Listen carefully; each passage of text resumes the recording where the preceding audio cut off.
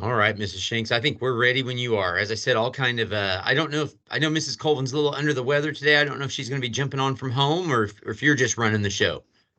I think I'm just going to run the show this morning. Perfect. All right. Well, good morning. Thank you so much for joining us today for our lead counselor talk. Today, we're going to talk about something pretty important, the ACT. And so actually my son just took the ACT last Saturday. So I actually have some tips from him as well. So let's go ahead and get started. Pretty much the biggest reason to take the ACT is for college and for scholarships. That's the main reason.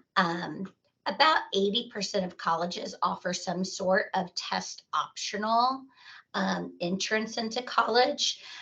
So a lot of colleges now, since COVID, are not relying on that ACT test score as much to get into college. But what the ACT test score really does is help students gain scholarships, which is a great financial opportunity for some. So the ACT is a great test. It's the test that we give all juniors in Park Hill. It is accepted by all U.S. colleges and universities. So when should you take the ACT? You can actually take the ACT anytime in high school, but the advice that I've seen in the most research is to go ahead and take the ACT fall of your junior year to establish a baseline score. We in Park Hill School District have all juniors take the ACT on Super Test Day. I believe our Super Test Day is March. Oh, I don't know. I don't know. I can try to look. Dr. Early, but it's sometime in March. So we call that Super Test Day, and juniors will take the ACT. For some students, this is the first time that they take the ACT. And for some students, this is an additional time to take the ACT. Really, what is suggested is to take the ACT to get kind of your baseline, so that when or if you take it again, you can improve in the areas that you feel like you need improvement on. And the ACT also offers the super score.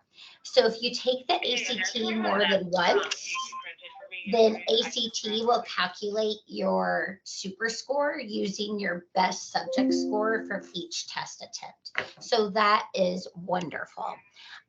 So a lot of times when students take the ACT again, if they feel confident with their reading score, they just won't do the reading portion of that test, and maybe they're only focusing on math and science for their next attempts. Any questions about the super score or when to take the ACT? Dr. Early, did you find out when Super Test Day is? I have a date on my calendar, but it's a proposed date. I'm not sure if it's official, and I don't want to confuse anyone. But maybe we don't have it released yet.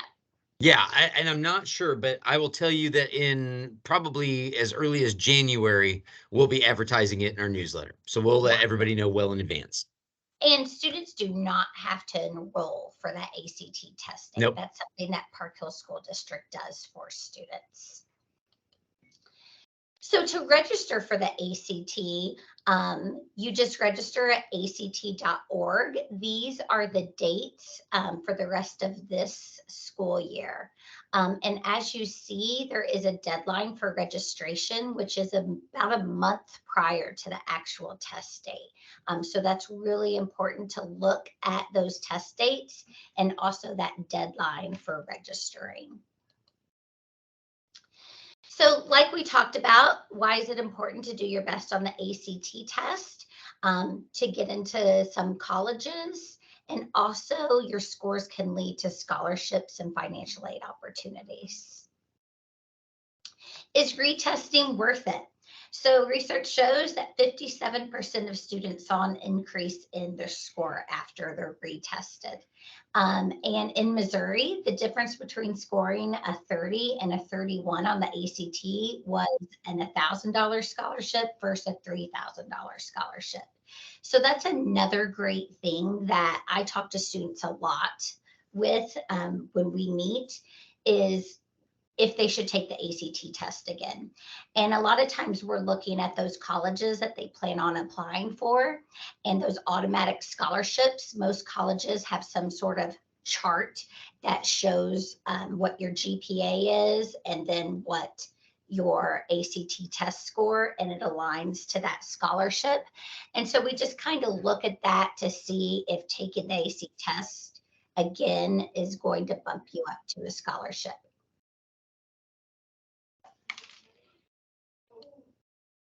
Okay, preparing for the ACT. Actually, what students do every day in high school already prepares them for the ACT. Really, just making sure that you attend school every day is the biggest way that you can prepare for the ACT. And in the Park Hill School District, we follow what ACT recommends as we make sure students have 4 years of English, at least 3 years of math. We prefer for students to have math every year, 3 years of science, and then 3 years of social studies again. So test prep. ACT says the best thing to do is just to attend class regularly to study for the ACT. But if you are looking at ways to prepare for the ACT, there is the official ACT prep guidebook that you can order. It's about $35, $40. It is a giant book. I ordered it for my son. I don't think he's opened it yet, but it is available if he feels like ordering it. Also, at act.org, there is a ton of online test prep. So that's something that just by going to www.act.org and just searching for test prep, there is a lot of test prep there. So there's free online test prep and events. There's videos of people who kind of give you some test prep and kind of talk about what each section of the ACT covers, because really to do your best on the ACT, knowing what's on the ACT and what to expect is really important. There are free practice tests and study guides that you can do online. And like I said, you could take those online practice tests as well. Another great thing to maybe download is the ACT test guide. Once again, that's on act.org. And it's something that just kind of outlines what to expect on the ACT so that you could be prepared and know what to expect. Oh, I clicked on that. Sorry about that.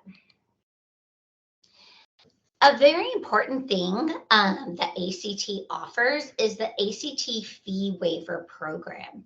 So ACT does offer free testing for students and families that qualify. So your ACT fees are covered. There's also, if you qualify for the fee waiver program, there's free learning resources. They will also sign you up for some test information release, which is at no extra cost. And it's like test questions and answers that are released so you can review those. You could also qualify for additional score reports, which is great because that is a cost. It's about $18 for an additional score report. And then also, if you qualify for the fee waiver program, you can also qualify to apply for colleges for free as well. So it's a great program that the ACT offers. And so how to qualify for the ACT fee waiver is you have to be in 11th or 12th grade and enrolled in a free or reduced lunch program or one of the other qualifications that are listed here. So how do you check if you qualify for this program? It says check with your school counselor. I always then refer to the social worker because the social worker is who houses this information. I always check with our social worker, and then I let students know whether they qualify or not. And then I have those fee waivers that I can hand out. So that's a wonderful thing that we offer. So if that's something that you feel like your students would qualify for, just have them make an appointment with their counselor and we'll get them those fee waivers. Okay, on actual ACT test day, what to bring. So what you need to bring is your admission ticket. So on our super test day, you don't need to worry about bringing your admission ticket, but this is on those additional days that you are taking it. So you do have to print out a copy of your admission ticket. So that's one thing to make sure that you have is your admission ticket. You also need a photo ID, number 2 pencils, and a calculator. You can use the calculator the entire time on the ACT test, so that's fantastic. It also says bring some snacks. The ACT test does take about 3 hours, so there's usually a break in between a test, and so you can take a snack to eat. Now, what not to bring? You cannot bring any electronic devices other than the permitted calculator. So no earbuds, no smartwatches, no cell phones. Those all need to be packed away in a backpack. So none of those kind of things can be brought to the testing day. There is a calculator policy, so you can always check there to make sure that your calculator is what's needed for the ACT test. And actually the proctor of the test will walk around and make sure that those calculators are the right calculators. There's also a lot more information here on what is covered on the ACT and what to expect.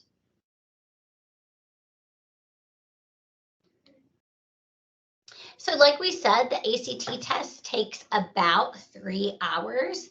And after the math test, you'll be given a 15-minute break. So that's a great time to kind of take a snack, walk around, those kind of things. So the English, and the ACT test is all multiple choice questions. We in Park Hill School District do not offer the writing portion of the test. And the writing portion of the test is something that is not necessarily needed. You should definitely look at your colleges that you're looking to get into.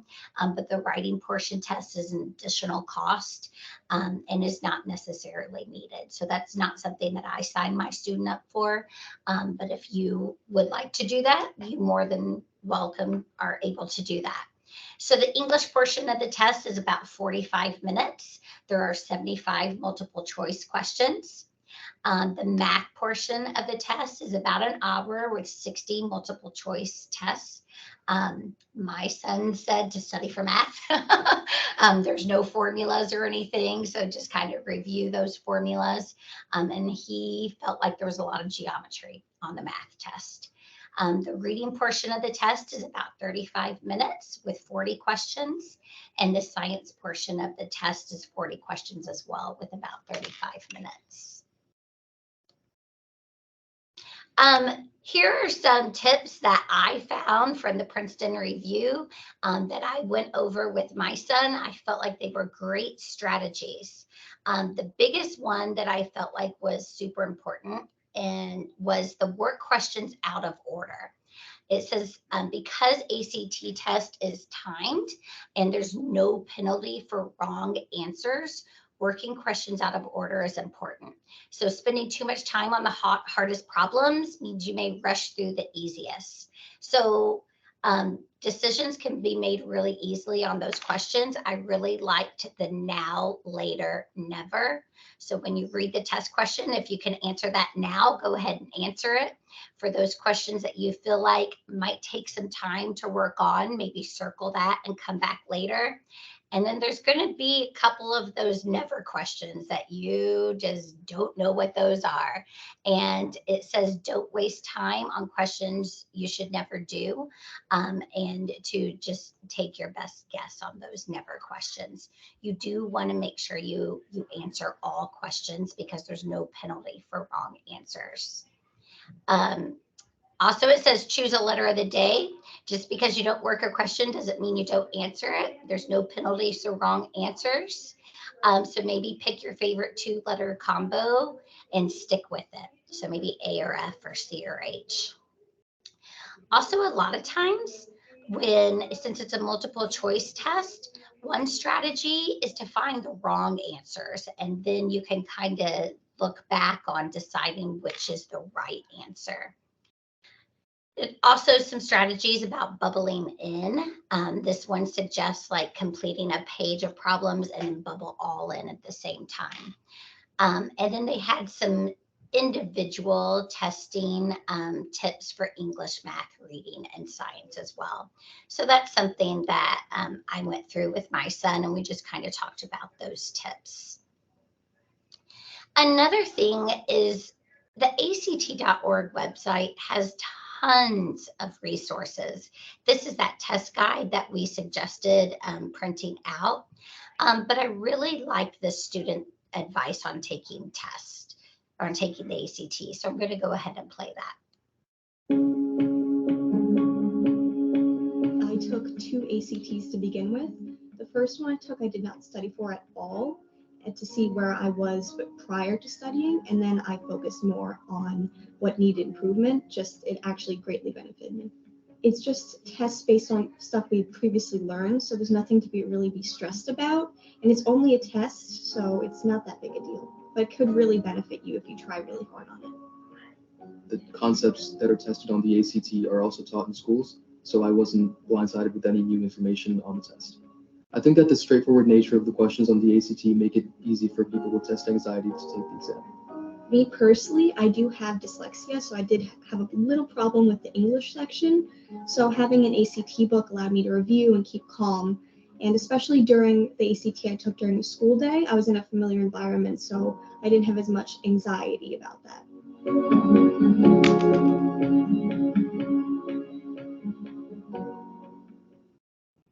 I really appreciated that advice because a lot of people do have test anxiety. And really to know that everything on the ACT is what we've been learning in high school the whole time is just a kind of nice thing to know. I also enjoyed hearing that taking the ACT in an environment that you already feel comfortable in is great. So I love that Park Hill offers taking the ACT here at school. I remember when I was in high school, I had to go to Maple Woods Community College to take the ACT, and I had never been there before, and I didn't know where I was going. And, that prompted a lot of anxiety just being in a different environment, that it was an older environment, and I didn't know where to go or what to do. So really, I'm so glad that we offer the Super Test Day and that students can take the ACT in the environment that they feel comfortable.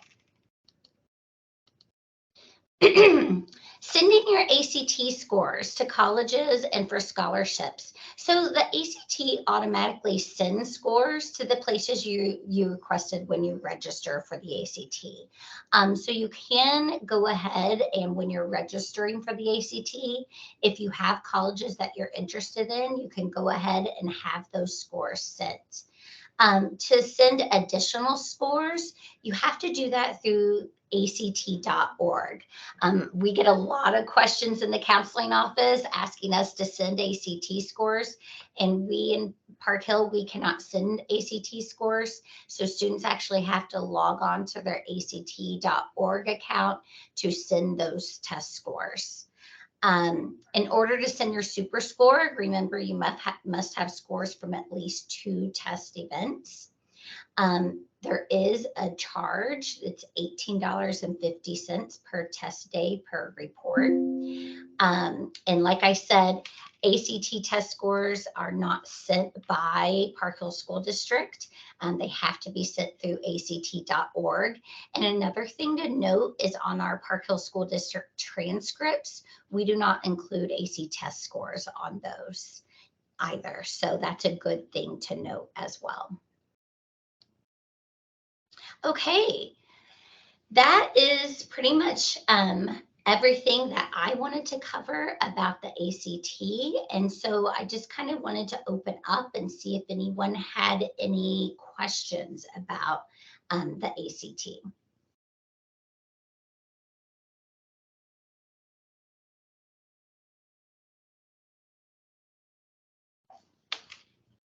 Hi, Miss Scott. Hi, Mrs. Shanks. How are you? I'm okay. How are you? I'm good. So, let's see.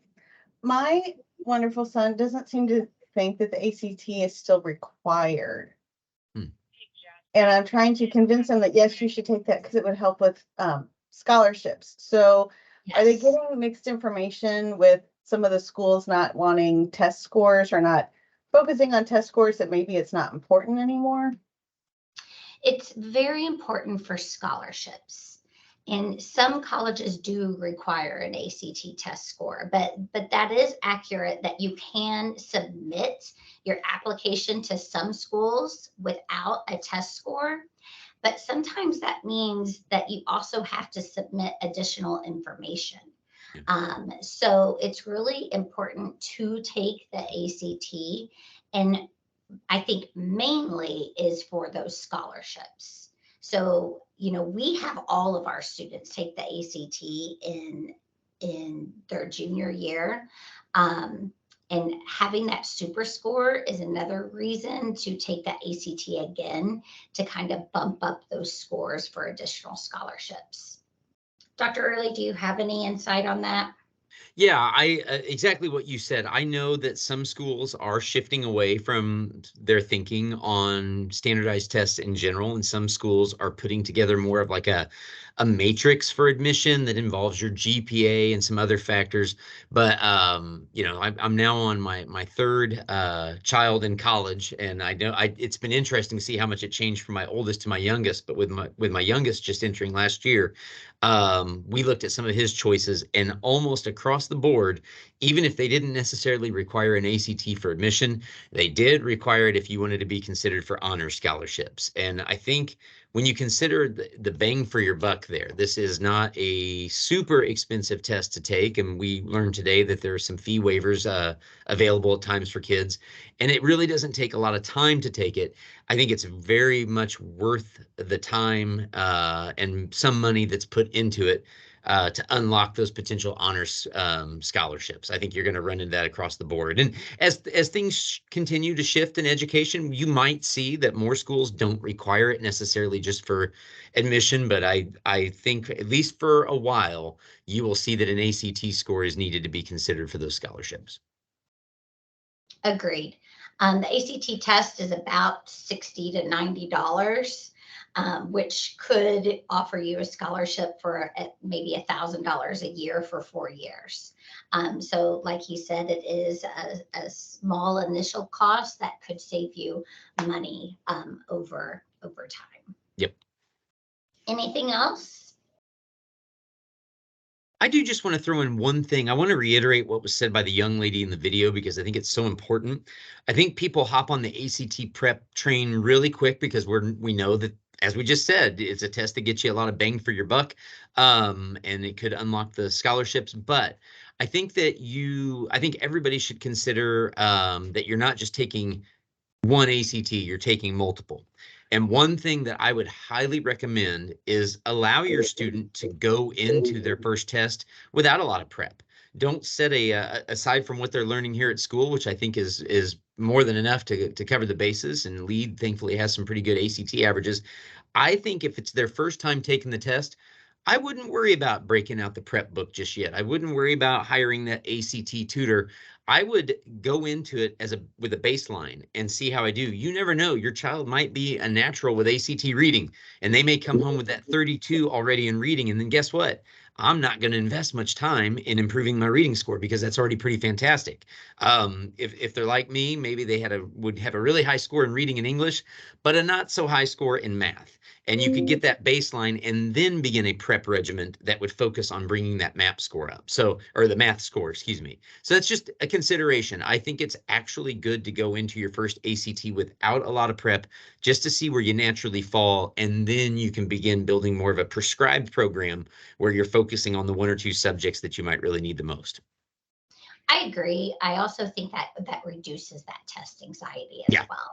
So that's another suggestion, is that first test. It's just our baseline and see where we need to go from there. And you might be pleasantly surprised that, hey, there's only one subject that we would like to boost up our scores. So, and like Dr. Early said, we do have some really great ACT scores coming out of the Park Hill School District. So we do feel like our students are prepared for the ACT. All right. Any other questions?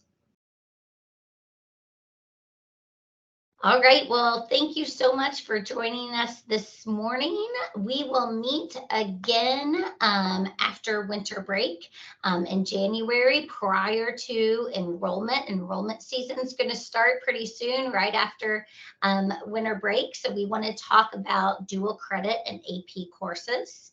And then later on, we'll talk about post-secondary planning for late starters, because there's a lot of them. We'll also talk about NCAA and NAIA eligibility, and then some summer opportunities and college visits. So looking forward to those sessions in the next year. So thanks so much for joining us today. And if you have any questions, don't hesitate to reach out to myself or Ms. Colvin. We are here to help and would love to hear from you. So thanks so much. Thank you.